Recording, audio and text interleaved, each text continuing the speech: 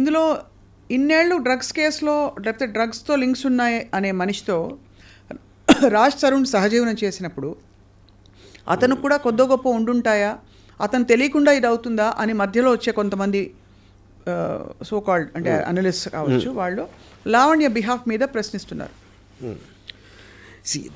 That is నా I mean I don't know about that. ఎందుకంటే చాలామంది పక్కన వాళ్ళు తీసుకురాళ్ళు అదే పర్సనల్ సెన్సిబిలిటీయా లేకపోతే టేస్టా లేకపోతే what they think about it. So I think just because I am moving with some person who takes drugs, that doesn't automatically mean that you are also into drugs. Yeah. So ఈ అంటే ఎంతవరకు వెళ్ళిపోయిందంటే RGV గారు, చెప్పులు చూపించుకోవడం debate room లైవ్స్లో, మనుషుల్ని పెట్టి బయట కొట్టించడం, ఒకళ్ళ మీద ఒకళ్ళ. నేను అదే అన్నాను, all that for me indicates a criminal mind. ఇప్పుడు ఇంత మీడియాలో ఎంత హాట్గా ఉండే టోటల్ ఛానల్స్ 24/7 దాన్ని వాయించేస్తున్న టైంలో ఓకే కోపం కంట్రోల్ చేసుకోలేక మీరు ఎవరినో కుట్టారా తిట్టారా అంతవరకు ఐ కెన్ అండర్స్టాండ్. ఎవరో మనుషుల్ని తీసుకెళ్ళి కొట్టడం అంటే అది ఇట్స్ ఏ గ్యాంగ్స్ చేస్తాయి అలాంటి పనులు, రౌడీ షీటర్ చేస్తారు ఆ kind of things. You know rowdy sheeter అలాంటిది ఒక అమ్మాయికి ఎలాగ సాధ్యం అవుతుంది? ఆబ్వియస్లీ ఆ అమ్మాయికి ఉన్న కంపెనీ అలాంటిది, which is what even Raj Tarun saying. అమ్మాయికి ఉన్న చుట్టూ ఉన్న కంపెనీ ఈజ్ యాక్చువల్లీ వాట్ నేను అక్కడి నుంచి వెళ్ళిపోయింది దానికి. అలాంటి కంపెనీ ఉందని క్లియర్గా అర్థమవుతుంది కదా. సో మామూలు మీరు పొద్దున ఎవరైనా గొడవ వస్తే మీరు రౌడీలు వస్తారా మీతో కొట్టడానికి? మీకు ఎక్కడ తెలుస్తుంది మీకు రౌడీలు పట్టుకోవడానికి అసలు? మీ సినిమాలో రౌడీలు అప్పిస్తారని మీకు ఫోన్ చేస్తారు. సో బట్ యాక్చువల్లీ ఇది on a very serious note sir. So మీకేమర్థమవుతుంది దట్ రాజ్ తరుణ్కి లావణ్యకి మధ్య రిఫ్ట్ రావడానికి ఏవైనా కారణాలు అయ్యుండొచ్చు, బట్ తిన కంపెనీ కరెక్ట్ కాదని రాజ్ తరుణ్ ఫీల్ అయినట్టు మీరు భావిస్తున్నారు? ఐ విల్ టెల్ యూ ఒక ఎగ్జాంపుల్ చెప్తాను మీకు. ఇప్పుడు Raj Tarun is a celebrity, definitely compared to her is highly successful person, famous with money XY. ఒక టైంలో కాదు, ఎప్పుడో చిన్నప్పుడు అంటే ఒక 10 years 11 what ever years back when he was not an actor, అప్పుడు ఇద్దరు సమానం అనుకోదాం. ఆ టైంలో స్టార్ట్ అయిన రిలేషన్షిప్ ఇప్పుడు 10 years తర్వాత రాజ్ తరుణ్ సెలబ్రిటీ స్టేట్స్కి వచ్చింది. దీనికి ఒక ఎగ్జాంపుల్ ఏమి ఇస్తానంటే, గోల్డెన్ రిట్రీవర్ అని ఒక కుక్క ఉంటుంది, ఇట్స్ వెరీ లార్జ్ డాగ్. అవును. షువావా అని ఇంకొక కుక్క ఉంటుంది, very small dog, almost golden retriever పా దగ్గర ఉంటుంది సైజు, 6 inches ఉంటుంది అంతే హైట్.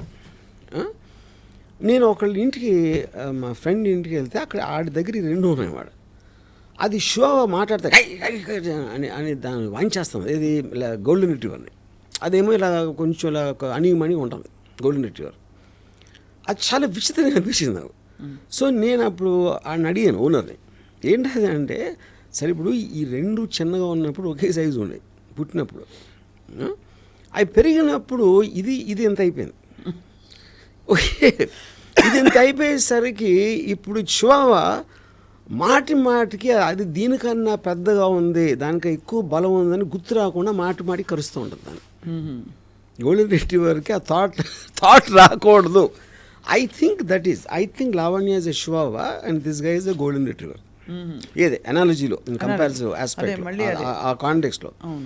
అప్పుడు మాటికి ఇప్పుడు ఏం చేస్తారంటే, ఆడవాళ్ళకు ఉన్న జనరల్ టెండెన్సీ కూడా, అంటే ఐఎమ్ నాట్ స్పెసిఫైయింగ్ ఎనీబడి, ఒక నేను తన ప్రియురాల్ని, నేను తన గర్ల్ ఫ్రెండ్, నేను తన భార్య అనే ఈ టైటిల్ ఎప్పుడైతే వచ్చిందో, they will start having a dominance on that person constantly, to make him feel guilty, to make him feel grateful, to make him feel నేను ఇంత ఇచ్చేసాను నీకోసం, అంత చేశాను అని ఆ గిల్ట్ తెప్పించడానికి ఆ ప్రాసెస్లో ఉంటారు. యూనో అది ఒక పర్టిక్యులర్ టైంలో ఒక లిమిటింగ్ పాయింట్కి వస్తుంది, ఒక స్ట్రెచ్ అవుతుంది, ఒక లిమిట్ అక్కడ తిరుగుతుంది. సో ఇప్పుడు ఏదైతే గోల్డెన్ రిట్రీవర్ సడన్గా అది ఒక బయటికి అయిపోయింది షో పని.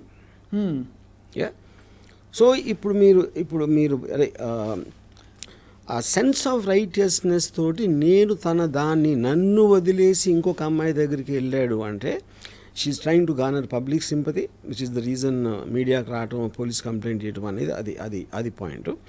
దెన్ ఇంకా లీగల్గా ఒకవేళ ఛాన్స్ ఉంటే ఏదన్నా డబ్బులు సో అండ్ వెన్ ఒకసారి మీరు ఆ రూట్లోకి వెళ్ళారంటే దెన్ మీ కంట్రోల్ లేకుండానే స్పైరల్ అయిపోతూ ఉంటుంది అదే అదే Yeah.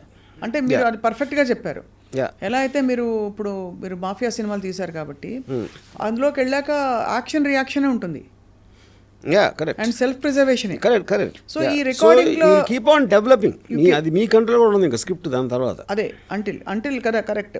ఎందుకంటే ఈ క్వశ్చన్ అడిగినప్పుడు అమ్మాయి సైకో అని చిత్రీకరించే ప్రయత్నం చేశారు, అమ్మాయి క్యారెక్టర్ అసాసినేషన్ చేశారని అంటున్నారు.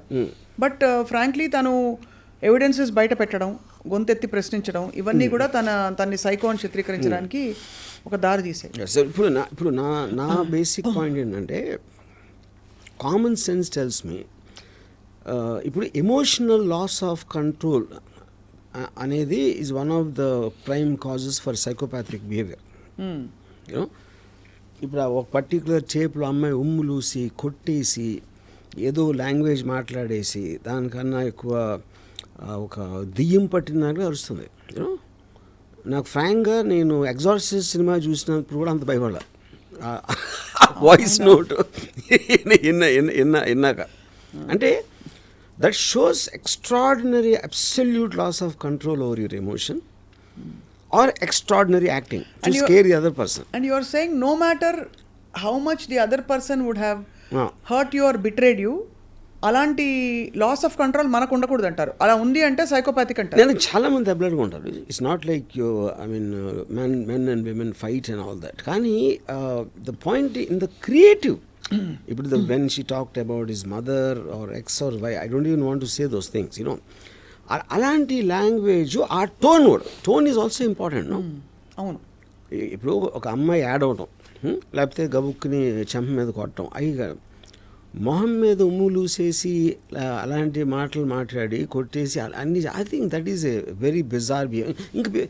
ఇంకా పిచ్చితనానికి మీనింగ్ ఏంటి? అది కూడా పిచ్చి కాకపోతే.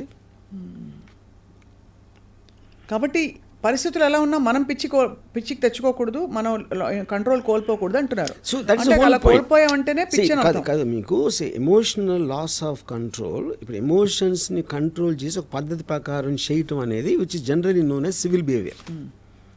ఆ సివిల్ బిహేవియర్లో ఒక్కొక్కసారి అన్కంట్రోలబుల్ టెంపర్తో కొన్నిసార్లు ఏదో తిట్టారా కొడతారా అనేవి జరుగుతాయి. ఎక్స్ట్రీమ్కి వెళ్ళినప్పుడు సైకాటిక్ బిహేవియర్ అవుతుంది. Yeah everything is in degrees only. No right. అది it could also be genetic కదా ఆర్జీవి గారు?